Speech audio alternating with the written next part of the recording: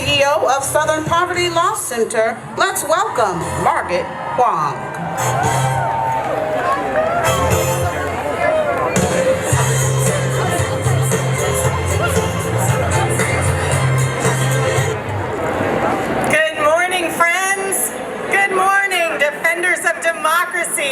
It is great to see you all here this morning. My name is Margaret HUANG, and I am honored to serve as President and CEO of the Southern Poverty Law Center. It is hard to believe that 60 years ago, hundreds of thousands of people gathered on these same grounds and changed the course of history.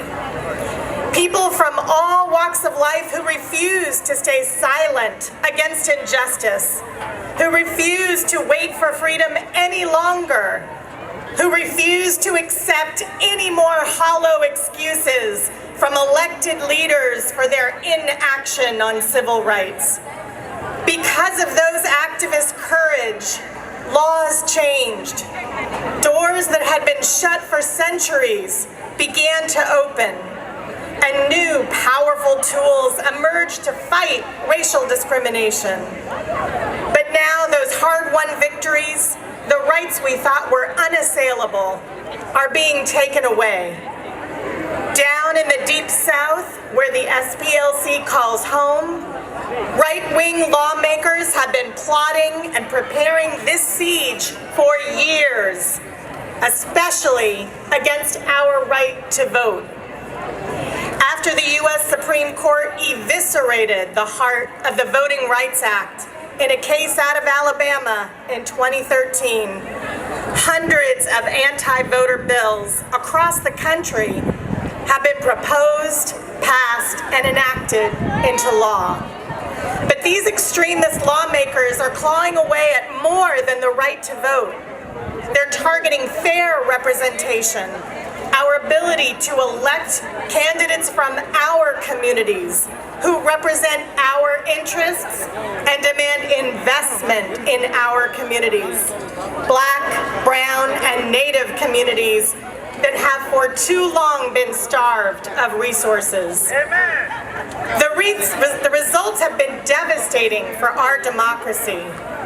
And you know what? This is all by design. As they try to dismantle our democracy step by step, state and local officials in the South and beyond are denying people's bodily autonomy. They're criminalizing the unhoused. They're attacking LGBT folks. They're blocking communities from accessing safe air and drinking water. And they're rewriting history and erasing the stories, experiences, and contributions of Black people. These campaigns against our ballots, our bodies, our school books, they are all connected. When our right to vote falls, all other civil and human rights can fall too. But we're here today to say not on our watch. There is extraordinary work happening on the grounds across the South and the country to save our fragile democracy. In fact, we just won a historic voting rights victory in the landmark Supreme Court case of Allen v. Milligan from Alabama again, which requires fair representation for the state's Black residents.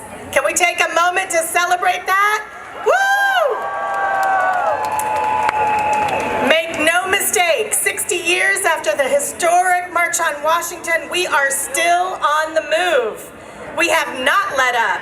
We are continuing the march toward freedom, following in the footsteps of those who walked before us. Thank you all for being here today. No more delays. Let's go march!